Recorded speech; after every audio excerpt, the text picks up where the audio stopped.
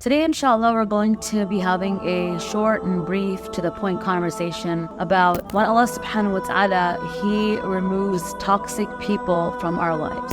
There are times when Allah subhanahu wa ta'ala, He puts things in place and these people, they start getting removed from our life. The very first one is that you feel that like all of a sudden you're just not getting along with this person, right? So there's like unexplained conflicts, there's the misunderstanding, there's miscommunication. They happen out of nowhere, and no matter how much you try to explain yourself, nothing really works out. Sometimes these toxic, negative people, they disguise their personality so well that when you're actually hanging out with them, you don't realize that your energy is being drained from them. The second one is when you feel that after you stop talking to somebody or you just drifted apart or whatever, their department changed or they moved away, whatever it was, you started feeling this contentment and peace. You found more time to do certain things. Okay, now the third thing, that Allah subhanahu wa ta'ala removes these people from our life because Allah subhanahu wa ta'ala is merciful, right? There's a hadith in Bukhari that Allah subhanahu wa ta'ala, He loves every individual 70 times more than his or her mother. The fourth one is when we constantly get rejected.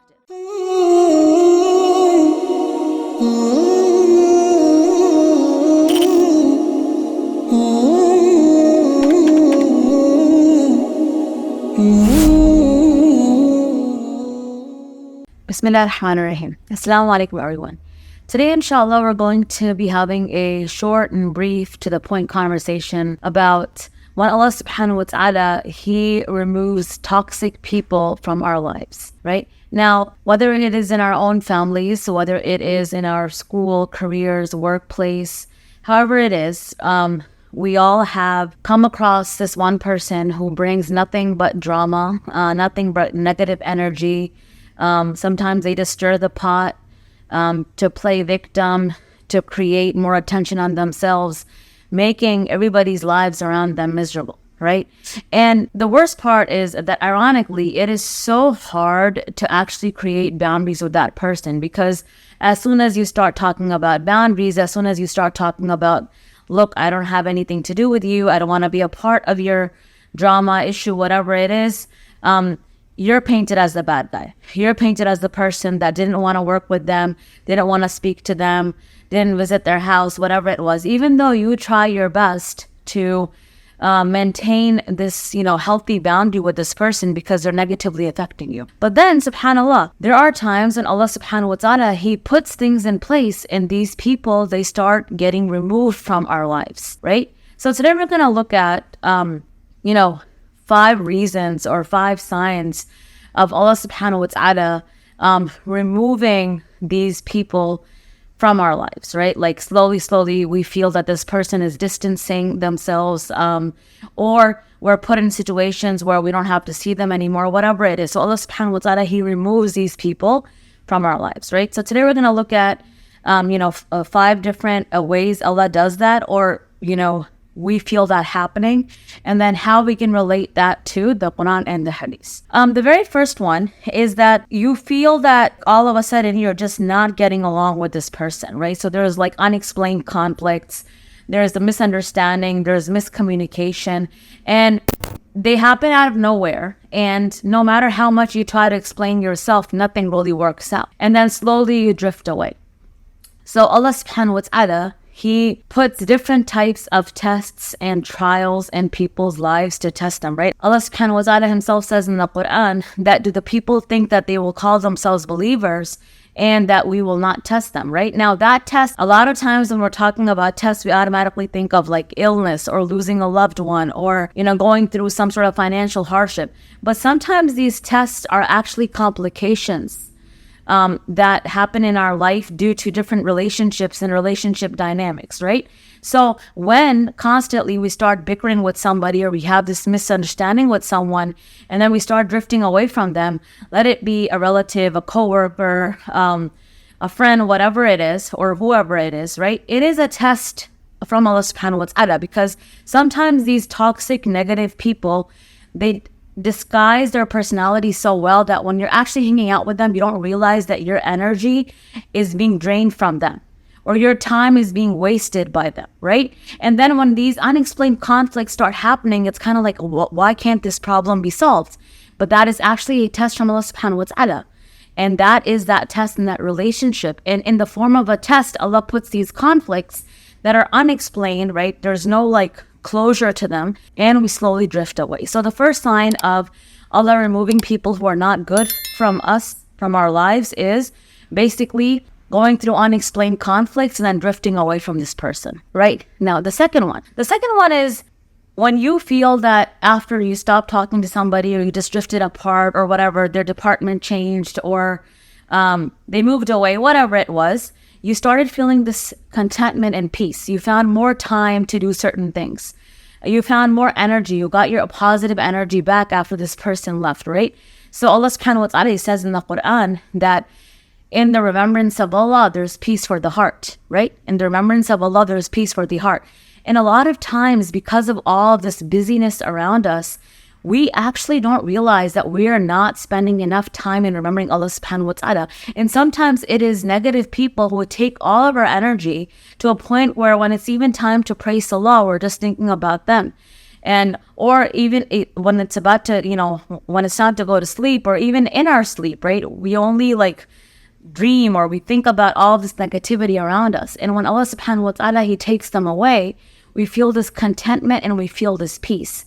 So that is also a sign that that person was actually not, really good for us. This person was actually taking away our positive energy and turning it into negative energy. So we were becoming less productive. So the second sign basically is that when this person starts drifting away, you actually feel a sense of peace. And that is because now your heart is getting closer to Allah subhanahu wa ta'ala. A lot of times toxic people become a blockage for spiritual growth. Many times when I come across women that are having, for example, marriage problems, and their husbands or their in-laws or whoever, right? They're very like toxic and negative people. And one of the first things these sisters say to me is, I don't feel like praying at times. I feel like there's no hope in Allah subhanahu wa ta'ala.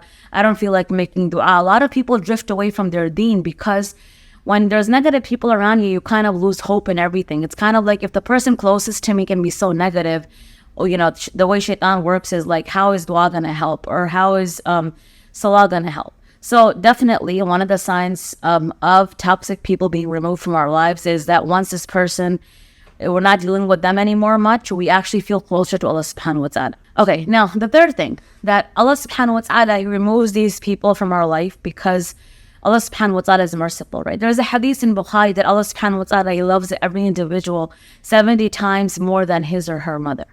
Right. Now, of course, this is like one of those cliche, typical things that moms say, I know what's best for you. I know what's best for you, right? So imagine 70 times more than that. And a lot of times, right, in our lives, like when our moms say, I know what's best for you, our dads say that, we're like, okay, yeah, whatever. That's what they say all the time, right? But in long term, if Allah subhanahu wa ta'ala, right, He already knows the future. He knows what's best for us. He knows where our life is going to. And when we have that connection with Allah subhanahu wa ta'ala, He actually provides us with what is best for us. And the wisdom is only known to Allah subhanahu wa ta'ala, right? So His love and mercy for individuals, for all individuals, but especially those that actually choose to connect with Him, is so much that He removes these people from our lives so that, we are out of harm's way and that they cannot harm us, whether it's emotionally, mentally, physically, however it is, right? So there's also a hikmah, there's also a wisdom of Allah subhanahu wa ta'ala.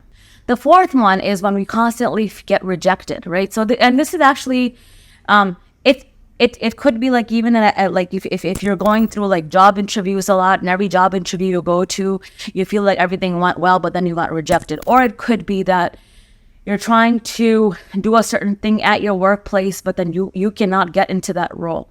Or it could be that you're trying to get married, right? And every proposal that comes, it's like it ends with a rejection. And it kind of breaks your heart and you lose hope. Like, why am I going through this? Why does this happen to me again and again? Again, Allah subhanahu wa ta'ala's wisdom. Allah says in the Quran that there are things, and this is in Surah Baqarah, that there are things that you think are good for you, but they're actually bad for you. And there are things that you feel are bad for you, but they're actually good for you. And Allah knows and you don't know, right? So we don't have the future in our control. Sometimes everything seems like it's going well, and this person is a green flag, and this person is, a green light, and this, I feel this connection with this person, right? Or that's a role that I can do at work, or that's a job that I can definitely do, and we're not getting chosen for that role, chosen for that job, or no proposal in a relationship is working out, that is a sign from Allah subhanahu wa ta'ala that inshallah the best is yet to come, but this is not good for you, right? As Muslims, one of the things that it's a part of our faith is believing in the 99 attributes and characteristics of Allah subhanahu wa ta'ala, right? When we say we worship Allah, or when we say we believe in Allah subhanahu wa ta'ala, it's not that we just believe that Allah subhanahu wa ta'ala is one, right? Of course, that's our core belief, but we also believe that He is capable of His 99 attributes, which are He's the all-knowing, He's the all-seeing, He knows, the secrets of the hearts, He knows the future. So this is our relationship with our God, with our Allah subhanahu wa ta'ala. And this is something we have to keep in mind when we feel a rejection in different parts of our life, that if something wasn't good for us, it wasn't meant to be, and Allah protected us from harm. And at that time, it may seem like it's, heartbreaking, and you feel sad, and it's like, why is this happening to me again and again? But it is from Allah subhanahu wa ta'ala. There is the wisdom of Allah subhanahu wa ta'ala, because that was not good for us, right? That was not something that would have brought us peace or contentment or success in our future. And then the other one, and the last one, is Allah subhanahu wa ta'ala, He removes a certain people from our lives for better relationships, right? To give space to better relationships. And this is a hadith from Musnad Ahmad. Prophet Muhammad sallallahu alaihi wasallam said that whoever leaves something for the sake of Allah, Allah will replace it with something better, right? Now, what that means is sometimes we know that this person is not a good influence for us, right? This person is basically making me drift away from Allah subhanahu wa ta'ala. Another example is actually the hadith that Prophet Muhammad sallallahu alaihi wasallam said that a person is on the deen or on the path of his friend. So watch out who you become friends with. This is the hadith, right? That sometimes people around you, their mentality, their way of thinking, their work ethic, the way they talk, it really affects how you become. And that is sometimes not you. You're just becoming like that because of the people around you. And you're drifting yourself away from Allah subhanahu wa ta'ala. You're drifting yourself away from the right path. You're becoming negative. You're becoming toxic yourself. And when you realize and you make that conscious decision of actually, okay, you know what? I need to find ways of where I don't have to associate myself with this person or this group of people so that I can focus on my relationship with Allah subhanahu wa ta'ala. And sometimes that's a very hard thing, because this could be your childhood friend. These could be your close cousins. These people could be your co-workers at work that you and them have been through so much, right? But when you feel that this person is bringing nothing but negative to your life and in your personality, and you make that conscious decision, Allah subhanahu wa ta'ala, He does that to replace someone better, to replace something better in our lives, right? Another hadith of having good companionship is Prophet Muhammad sallallahu alaihi wasallam said that the example of a good companion is a person who sells perfume, right? And the example of a bad companion, there's different translations for that, but some people say it's blacksmith, right? And it's basically that when you sit with them, right, you start smelling like smoke, or something can fall on you and you can burn. But if you sit with someone who's selling perfume, either that person is going to give you perfume, or you're going to leave that place smelling like perfume. That is the same thing with associating ourselves with a negative or a positive person.